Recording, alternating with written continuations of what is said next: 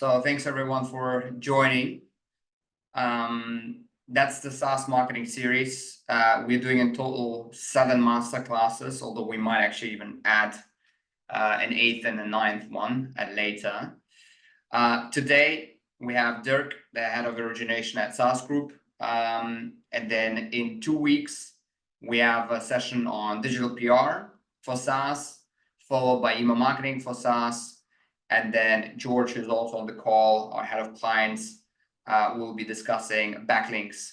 And then we'll do one more for LinkedIn ads and another one probably on Google Ads. So for those who don't know us, we're one of the leading B2B SaaS marketing agencies. We do both SEO and PPC. We're part of a holding group called Alpha Log Group, which owns also 2 other businesses. I'm the founder, basically, and I spent 10 years in finance before that, investing in a lot of different tech companies and also in private equity, exiting from one big company. So Dirk will be getting quite a few spicy questions on this webinar. As I mentioned, today is our 3rd masterclass, and if you missed the 2 other webinars, they are on our YouTube channel. Then happy to be here. So Alexei, thanks again for inviting me. I hope this will be a fun session for everyone. Let me start by introducing myself. I'm Dirk. I'm working at SaaS Group. We acquire and grow B2B SaaS companies, and I'm part of the M&A team there. My background originally is mechanical engineering, so it was a chain of lucky coincidences that I landed in software M&A, but quite exciting space, great job. And my role at SaaS Group is actually to source new opportunities. So to talk to many founders and learn more about their expectations, preferences, exit plans, and see if there's an opportunity for cooperation. To also give you 2 sentences about SaaS Group. So the company has been founded by 3 German tech entrepreneurs. They had bigger exits with their previous companies and wanted to start something new. And given they've been active as business angel for a few years already, they noticed that there are many companies out there that start bootstrapped, raise some funding, but eventually never make it to unicorn status, but still have like a great product, a working organization, a working business. And they are looking for an exit at some point. And our plan is to buy and aggregate these businesses. So we have an evergreen model. We're not planning to divest any assets and just try to build the biggest platform of independent SaaS companies. We have, I think, 18 or 19 companies to date, and plan to add more over time. That's why I'm closely observing the M&A space, and I hope I can help a bit with my session today. Let me maybe start with the first topic, the right time to exit, because I'm just going through the questions that I'm getting asked a lot by founders. And I wanted to start by looking at the current macroeconomic climate, because many founders tell me like now is not the right time to sell. I better wait a bit. Maybe interest rates will go down again. If we look at the public SaaS market, that's usually a good proxy for what is going to happen in the private SaaS market. We see that the multiples, if we talk about SaaS valuations, are stabilizing. So you can see that it's somehow getting back to pre-COVID levels. And I personally don't expect significant changes in the near future. So I think it's not the worst time, and it's also not the best time. But if you make it dependent on the market fluctuations, it doesn't really matter whether you're selling now or maybe in a year or 2. And the second big thing, if you look at the private SaaS market, is that the volume of M&A transactions is still super high. So there are many news about like M&A market is going down and big deals are being blocked. That might be true. So I think if you go and focus on transactions in the like $1 billion range, I think then you see these movements. But in the lower ARR ranges, there's like still a lot of dry powder. Private equity players are sitting on massive amounts of money that needs to be deployed. So I think from that perspective, it actually looks pretty good. And what I also tend to tell founders that ask me about this, about the timing to exit, is listen to your gut feeling and also consider soft factors like, are the investors pushing you for an exit? Are you burned out? Is there any other project you want to work on? So I think these factors are ultimately much more important, and you should give them more weight than looking at the market and see like, are the multiples in my favor or not? Because this is actually what you should be focusing on, because it's just hard to time the market and like sell at the top. So just keep this in mind. Maybe I want to continue with common exit channels, and I'm mainly referring to let's say smaller SaaS companies, not so much the unicorns or the scale-ups that raise tons of venture capital and are doing really well in terms of like growth and AR. So I'm really focusing on the let's say more sustainable models, the smaller SaaS companies, referring to the ones below 10 million AR here. And let's start with like the top. As you can see, I have a small list. If you go down, the budget of the acquirer increases, and on the other hand, the deal probability decreases. So the chances that a small SaaS company gets acquired by, let's say, Microsoft or Salesforce is super low unless you have like a strong moat, a strong IP, and they really need this piece of their puzzle. It happens, but it's super rare. And so search funds, individuals, in my opinion, they have it super hard to close a deal in the SaaS space, because in general, the SaaS space, when it comes to M&A activity, is super competitive. And you have, a lot of buyers with like an established brand with the experience of closing deals. So I think if you're an MBA graduate and you think, hey, I can just buy an established SaaS business and run it from there, it's super hard. Also, it became harder to raise money for them. The second and the third, so the second, small, medium-sized PE funds, I would also count SaaS Group in, despite the fact that we're not really a PE fund, as I told earlier. You have large PE funds seeking tuck-ins, so they usually build platforms, which means, let's say they build a platform in the HR software space and they need a certain feature, and it's cheaper to buy it instead of building it. So they would also consider buying a smaller SaaS company. And as I said, the bottom one, strategic acquirers, it's really super rare. It really happens. I mean, I saw some great outcomes there, especially in the boom time in 2020, 2021, when companies have been bought for like 50x, sometimes even close to 100x. So coming from the exit channel. So how can you really prepare for an exit?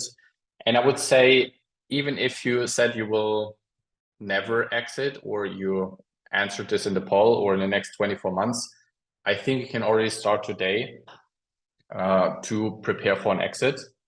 And I don't want to go too deep into this, but I would say the 3 tips I can give you is, first, start building relationships with potential acquirers early on. Could be strategic acquirers, could be small PE funds, could be medium-sized PE funds, whatever, what you see as appropriate. But at the end of the day, it's a people's game.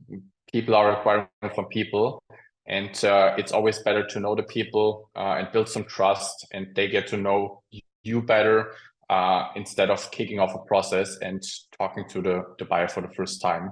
So it really helps increasing your chances of getting a deal done significantly. The second point is, know what you want. I talk to many founders that come to me and say, like, what can you offer, or ask a question, what can you offer? And I think that's pretty bad. You should know what you want and then reach out to the right buyers. So if you are looking for a partner and just take a secondary, but you want to have some upside, then it's maybe a different game than when you say, hey, I want to leave on day one post-transaction. And different players have a different kind of value proposition. As I shown earlier, different kind of budget. And so it really helps if you know, okay, this is what I'm looking for. If your wish is to sell to a strategic acquirer, then you should, start reaching out to the ones you want to sell to. And also in regards to deal structure. So do you want to stay with the acquirer? How long do you want to stay with the acquirer? Is it like a time horizon of 6 months? Is it 2 years? Or could you imagine working for them for the next 5 years as an employee, like VP or so? And the last point is, obviously, keep everything tidy. And I want to show you like a funny picture how I sometimes feel in the due diligence process, because buyers quickly get biased if you can't deliver numbers, if everything is a mess, if you are showing us scanned documents instead of showing spreadsheets, sending us screenshots instead of proper documents. So everything can create a bias, and you should be aware of it. And so if your company is a mess and a buyer realizes it, it can make or break the deal. So in a few cases, we also walked away because, we couldn't get the numbers we wanted, we couldn't get the data we wanted, and everything just looked super messy without like clear processes, etc.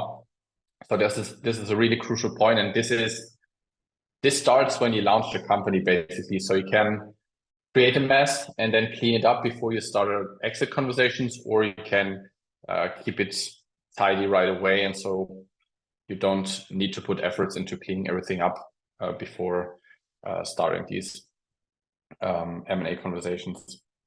Let's see. So the most important question, it's always a question I'm getting asked in like 100% of calls: how to value a SaaS business? What is my SaaS business worth? And I try to provide simplifications, but be aware that depending on the space you're in, specific metrics, whatever product, it really depends what your business is worth to a specific acquirer. And as you've seen, the budget of the acquirers can vary. So this is more like, what's the market price of your business? So the first and the most commonly used valuation method is ARR multiples. So everyone knows ARR multiples. You know the public multiples, you know the private multiples, you know the VC multiples. Everything is priced at ARR multiples. And as you see, and I also did a LinkedIn post about it some time ago, there is a certain discount you have to factor in from public market multiples going down to your specific segment, your business size, your KPIs. So as you can see in these examples, I took them from different newsletters and reports. The first one is from Clouded Judgment. It's a super cool newsletter about like cloud metrics, cloud multiples. And you can see the multiple is around 6 currently. Has been a bit higher, also has been a bit lower in the last few months, but it's around 6-ish. And then if you look on the right, this is from Software Equity Research. They are doing some research in the private SaaS M&A market. And you see it's significantly lower. So it's around a 40% discount from private multiples to the median multiple. By the way, it's not, it's basically a bit apples with oranges, because on the right side, it's EV to trailing 12 months revenue, and the left one is ARR multiple. So it's not 100% comparable, to be honest, but I couldn't find any other numbers. And you see there's quite a spread between median and average. This is because we had quite a few big M&A deals for steep multiples. And so the average went up, but the median is still lower. So you have a few, like, let's call them lighthouse deals. But on the other hand, you have like lots of smaller deals for more moderate multiples. And as you can see, there's a slight downtrend still. But as I said earlier, you usually see public market movements, and then it will land in the private market a few months later. So I think it will stabilize here as well. And yeah, bottom left, you can see a screenshot I took from Acquire.com's report, this M&A marketplace.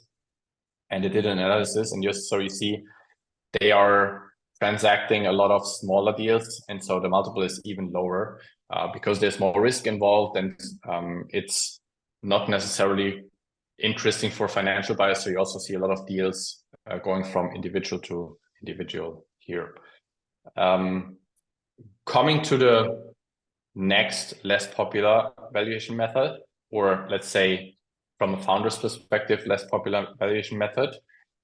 Sorry, just a quick comment. I forgot that I had this slide on the ARR multiples. So SaaS Group focuses on companies of up to 10 million ARR. And I'm speaking to hundreds of founders every year. And I think we analyze also a couple of hundreds of them. And the multiples usually are between 1 and 4x. So I think if you are demanding a higher multiple, you really have to deliver top-notch KPIs, or you have to accept a high risk sharing component in the deal, meaning you roll over some equity, you have a super ambitious earnout, and you potentially commit yourself to staying with the acquirer for like 2+ years. Yeah, sometimes you also have deals below 1x if it's a distressed asset, or if the KPIs are super bad, or if there's a factor that needs to be priced in, like a high platform dependency because it's a LinkedIn automation tool or something. Yeah, again, the less popular method for founders, but actually an important method for acquirers, and you should be aware of it, because I just said ARR multiples are like all over the place, so everyone uses it. Everyone thinks, hey, SaaS valuations or the value of SaaS companies is calculated using ARR multiples. That's not the whole truth. So many buyers, late stage investors, so also growth equity investors, they are putting quite a large focus on your bottom line. So even though they may put an offer as an ARR multiple, bottom line really matters.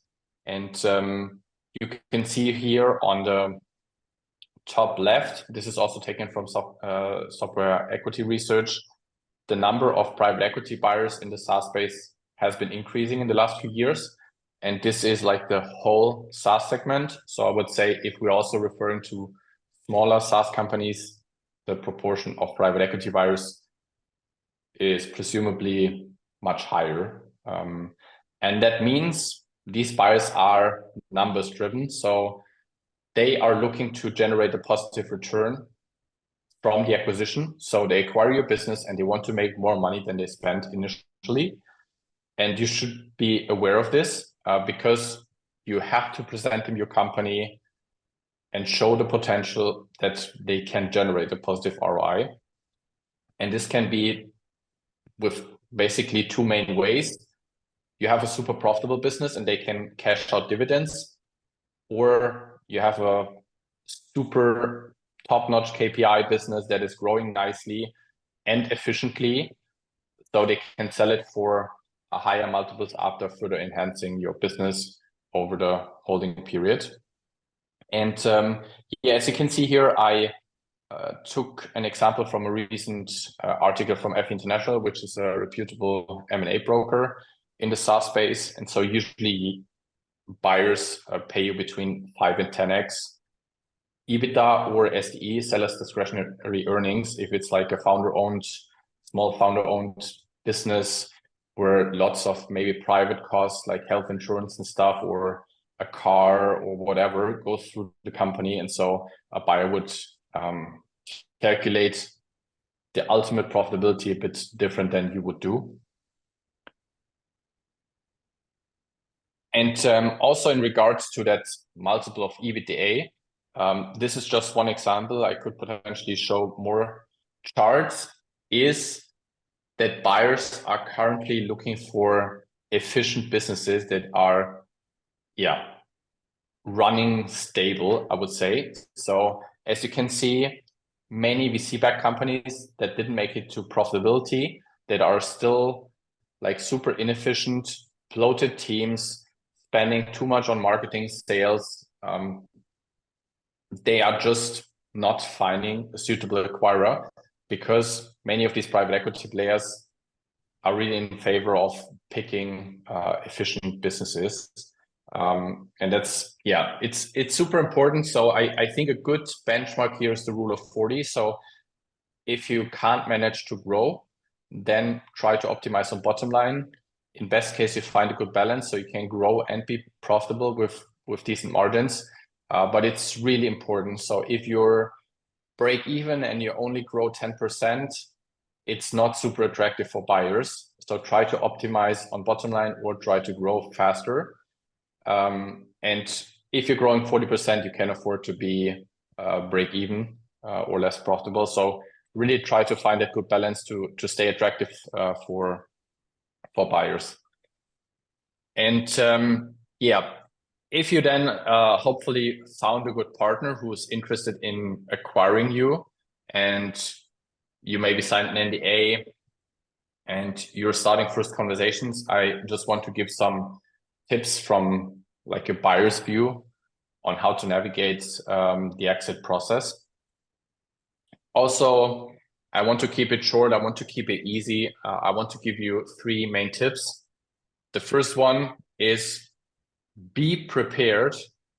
And this is easier said than done because many companies I'm talking to, even though they are actively pursuing an exit and they think they are prepared, they're actually not. So I think you have to really have your things in order and a proper financial reporting, and you need to deliver SaaS KPIs. That's why I also put it on the right. So you should be able to provide proper financial statements showing your cost structure, also historical financial statements. So we at SaaS Group usually ask for the last 3 fiscal years. Plus, we would also ask for a budget, especially if you're looking to stick with the business post-transaction, because this will serve as a base to calculate potential earnout structures or something. So this is really important. That's like the minimum viable data package you should have ready to send to an acquirer right away after signing NDA, and not after you spend 2-3 weeks compiling it. And the second one is, just revenue and customer movement data. So best case scenario, you can provide anonymized invoices or an MRR schedule. If you cannot do that, we want to see, okay, how many new MRR are you acquiring? How much churn is there? Are you able to generate upsells? So this should be reflected in the data. And yearly basis is definitely worse than monthly data. So we want to see, is there any seasonality, or is it highly fluctuating? So it's really good if you have it on a monthly basis and you can provide it right away, because this already makes a good impression. Second point, be honest and committed. So if you're actively starting conversations with a buyer, don't drop the ball or say, okay, let's maybe talk again in 2 weeks or so. So really try to be engaged. Try to ask questions, try to deliver information they're asking for. And as quicker as you are, the more they see, okay, it's great working together with them potentially, and you're committed and you're also willing to close a deal there. So I think that also can significantly increase your chances. And the second one, you can overdo it, and I've seen it a couple of times, but feel free to create a bit of FOMO. So you can say, hey, we're also in talks with others and we're expecting first offer until next week or so. So I wouldn't really lie and tell bullshit, but you can say what is, and that you have a certain time pressure on it and you want to get a deal done, because it also helps that the buyer is maybe a bit faster and comes to a potential offer a bit faster. Because at SaaS Group, we are really trying to be fast, and the process usually takes 6 to 8 weeks, but I've also seen processes that drag along for like 6 months, sometimes even longer. And if you waste so much time and the buyer says no at the end, then maybe your growth has suffered, or your KPIs in general, and you end up with nothing. So then it's actually my last point, and it came up on short notice also because we had internal conversations about it. Of course, this whole webinar is about like how to prepare for an exit, how to exit your SaaS, and what you can do and what to consider. But I think what's also a great opportunity, and many founders just don't see it, or most founders actually don't see it, is you can become an acquirer yourself. So if your business has a certain size, if you have free cash flow you can invest, then it's good to sometimes look left and right, to see if you can acquire smaller competitors, or complementary businesses or whatever. So it doesn't need to be the 1 million ARR business. It can also be an open source software that doesn't generate any revenue. It can be a lead gen, so let's say a blog site, a software comparison site, whatever, and that really adds value to your business. And I can really encourage you to consider it. I wanted to show you 2 examples. I also wanted to write a more detailed newsletter about it. Feel free to check it out. But to just show you 2 examples, there's a portfolio company of ours called Valuation. It's an all-in-one SEO tool. And some years ago, they acquired OnPageDoc, which was like a legacy on-page SEO tool. And yeah, they could pick it up for a super cheap price, in retrospect. And yeah, to date, they have around 6x the investment.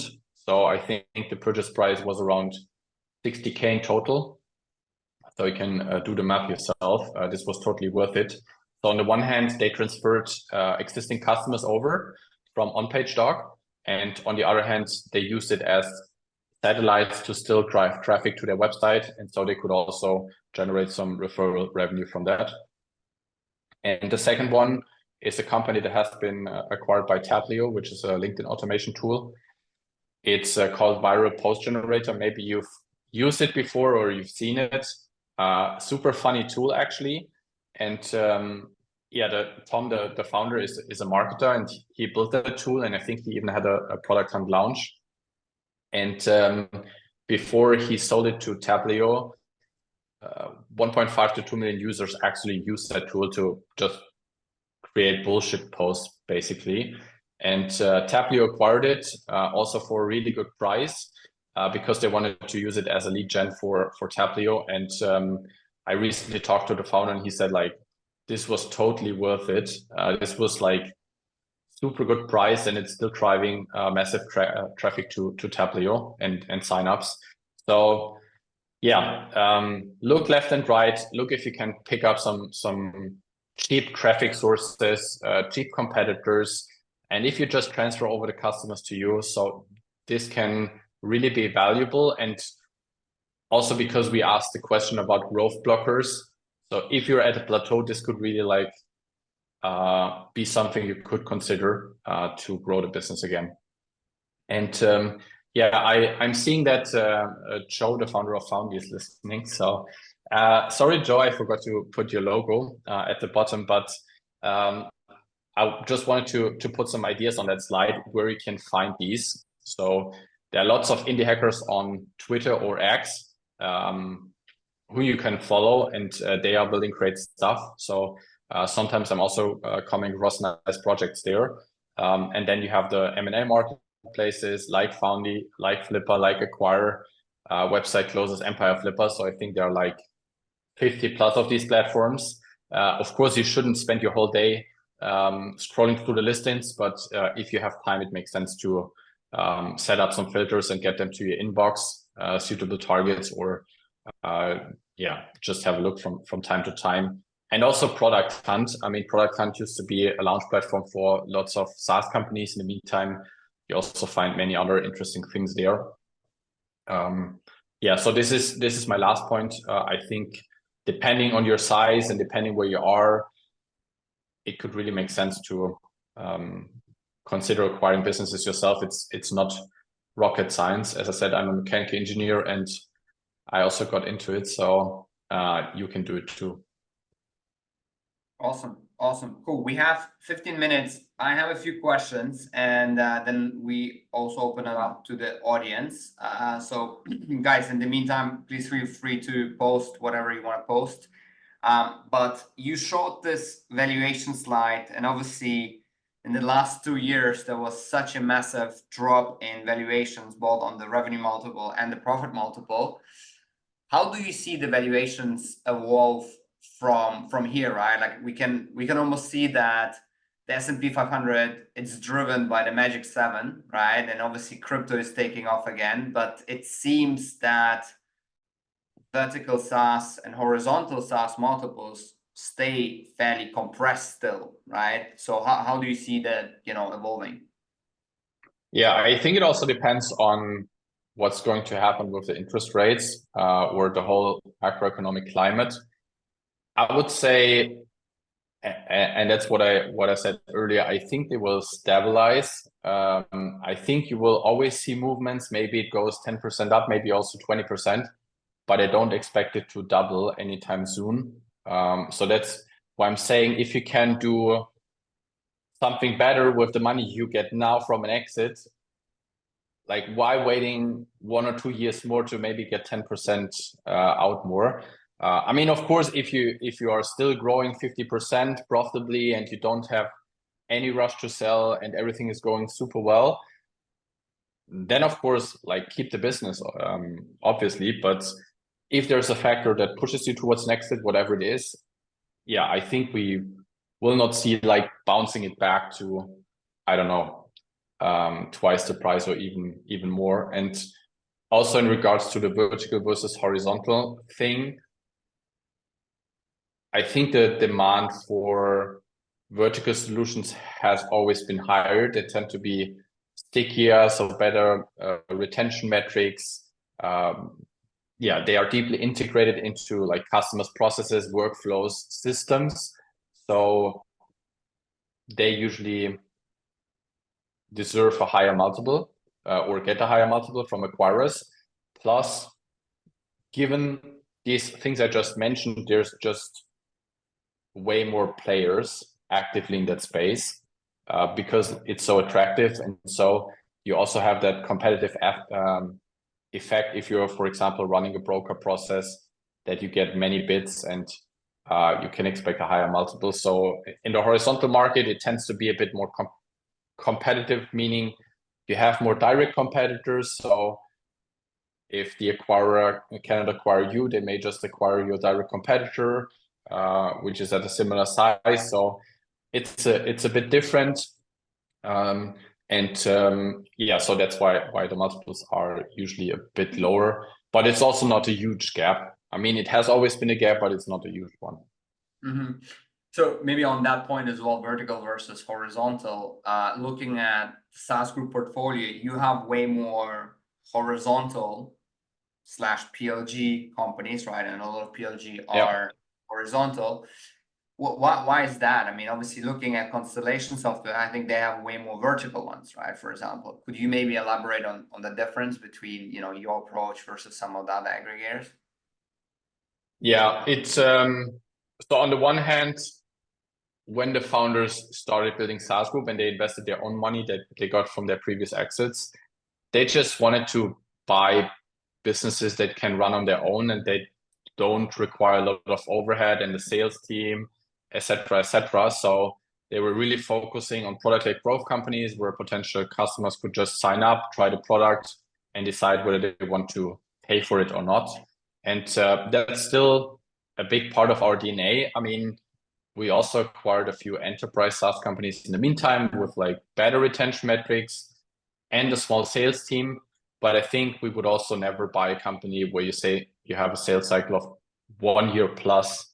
So I think you can go further into the enterprise space. And yeah, what I just said, it's a bit less competitive, it's better prices, and it's overall a market we usually understand and we are familiar with. So I think if you want to go deeper into vertical niche, I remember my M&A colleague, he worked for Constellation Software for the marine software subsidiary. So I think you really have to know what you're buying, and you have to understand the market, the players.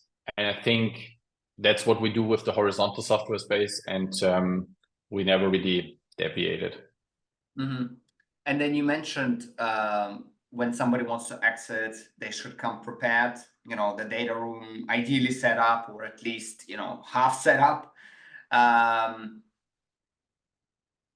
You know, when you do due diligence with code quality, software due diligence, fairly straightforward, with financial due diligence, fairly straightforward, legal due diligence, fairly straightforward. Could you maybe elaborate what you guys do on the commercial due diligence, right? So do you, let's say, for example, some of these companies, they might have like a CRM, maybe some don't, right? Or how do you evaluate the pipeline? How do you confirm, you know, the retention rates are what they are, the churn is what it is, you know, how do you do that? Yeah, so as I said, it's sometimes funny what you get sent. So sometimes I'm getting screenshots from revenue analytics platforms like Chartmogul or Biometrics.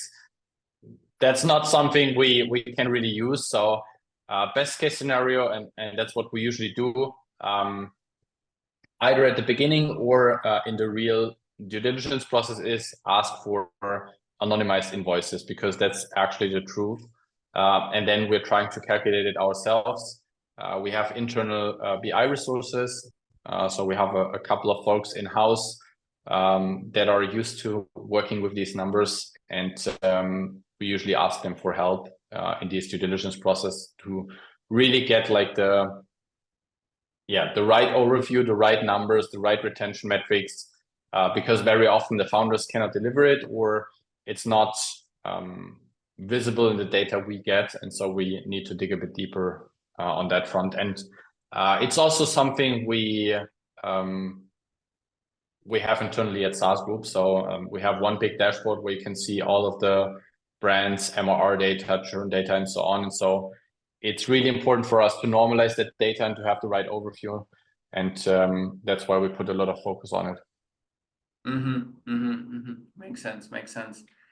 And I guess you then dive into, let's say, the growth potential, right? You would look into if they're running, I don't know, like ads via Facebook or LinkedIn ads or whatever to some sort of funnel, right? You would look at the customer acquisition cost and you would then model it out whether you can actually improve it or not, right?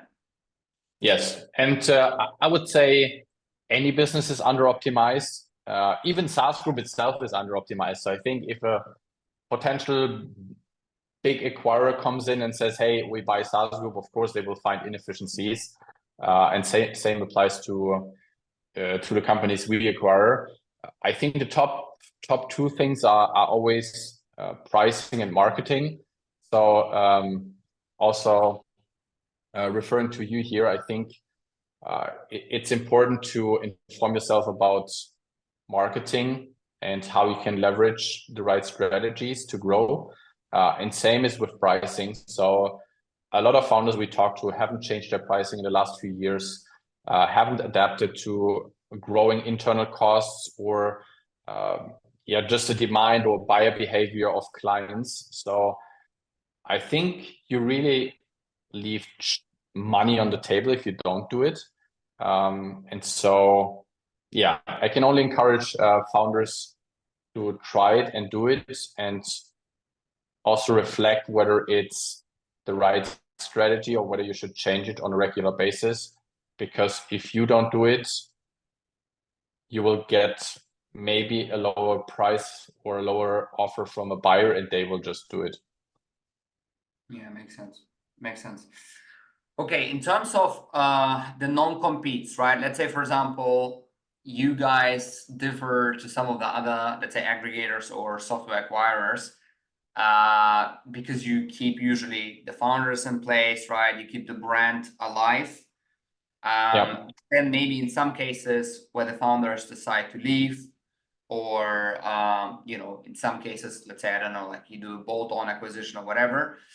And also, like, generally, anecdotal from your experience, how does the non-compete for founders usually work? Because there are some cases where, you know, one built an affiliate software for D2C, and then they sold the business, and then they might build one for Amazon, right? Now it's obviously a bit different, but in theory, one, depending on the, you know, how strict the NDA is, could argue it's a very similar business. Could you walk us through the whole, like, you know, non-compete situation? Yeah, and we had a couple of discussions in this regard, because I think in the beginning, of course, as an acquirer, you try to like formulate it very broad. And so I think there was also an issue where we first put a non-compete, and it basically included all of the portfolio brands. So we didn't allow the founder to like build anything that was competitive to one of our portfolio brands. But as we grow, as we add more family members, I mean, who knows? Then you can basically not build anything, because we are active in the HR space, we have developer tools, we have productivity tools, you cannot build anything. Of course, this doesn't make sense. And so I think, like, talking about Seeability, the company I mentioned earlier, the founder cannot leave and like build a second Seeability just after selling to us and competing with us. And so usually you can't compete with us for a certain period. So let's say 5 years, sometimes maybe longer. And it's really direct competition. So for example, the founder can now do consulting in the SEO space. He can also, I don't know, build another MarTech tool. So it's really, we try to keep it really limited to direct competition of the portfolio. I mean, they all are getting some insights into other portfolio company for ours because of that exchange between the brands, but still it wouldn't make much sense to don't give permission to them to build like products in other spaces. We have one question from the audience around, you mentioned HR tech, right? Personio, unicorn in Munich, you know, they published their 2022 results, maybe 2023 even. Still making losses. What's your take on that? Good question. I mean, they are definitely overvalued. I don't remember their last round's valuation. I think it was like 8 billion, if I remember correctly. I don't know. I don't know where they are in terms of revenue. Maybe they've grown into that valuation, but I highly doubt it. I think if you want to build a high-growing SaaS, you need to raise external capital, and great that they were able to raise in boom years at steep valuations and great amounts of money. It's probably a great product. I don't know. I've never used it. I know some happy clients of Personio, but now that they became so big, I mean, growth usually slows down, and so it's also a chance for incumbents to catch up, and we see that also in other spaces. So I think if you've raised so much money, you tend to overspend and you tend to blow up your whole organization, and you tend to become slower just because of the sheer size. And so I've seen it with a few other examples where you could really catch up with a small bootstrap team just because you're faster, because you're shipping features faster, because you have a better offering. So I don't know what will happen to Personio. I think they were planning to do an IPO when the IPO window will open again. Let's see. I guess they will not reach the last round's valuation. Yeah, actually, on that point, right? I mean, you see in the hype times, a lot of these companies who basically almost like copycatted some US companies, raised a lot of money, scaled, maybe, you know, own the local market in Germany. But then we also saw a really small team executing really well, like Ramp, and basically rebuilding Amex and Expensify within 6 months or something, and doing 100 million ARR within the first 2 years. Yeah.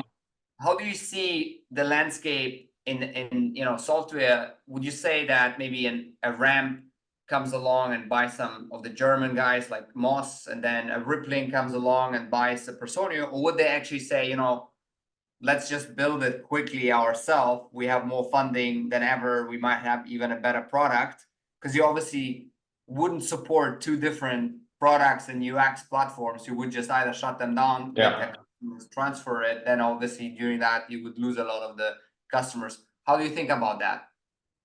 Yeah, I think there will definitely be some consolidation amongst players, and I really think it will be that sunsetting thing. For some brands, it might make sense to maintain both products and both platforms because of the great brand. I don't know, but in a lot of cases, they will just shut it down and transfer over the customers or force them to switch to the other solution, and that's it. And the other company will just disappear, and the people will find jobs at the acquirer or will move on and get a new job. So I think that's what's going to happen. Of course, not always. We may have some insolvency cases where the companies were not able to get to profitability, or where no acquirer was really interested in buying them. But I think a lot of consolidation will happen, and the other brand, like the acquired brand, will just disappear. Makes sense. Awesome. Thank you so much. We are basically right on time now. So yeah, really good to see you, to have you on this webinar, and hope everybody else also enjoyed the session. If you have any other questions, Dirk is on LinkedIn. I'm on LinkedIn as well. So yeah, feel free to reach out to us, guys. And yeah, thanks so much, everyone.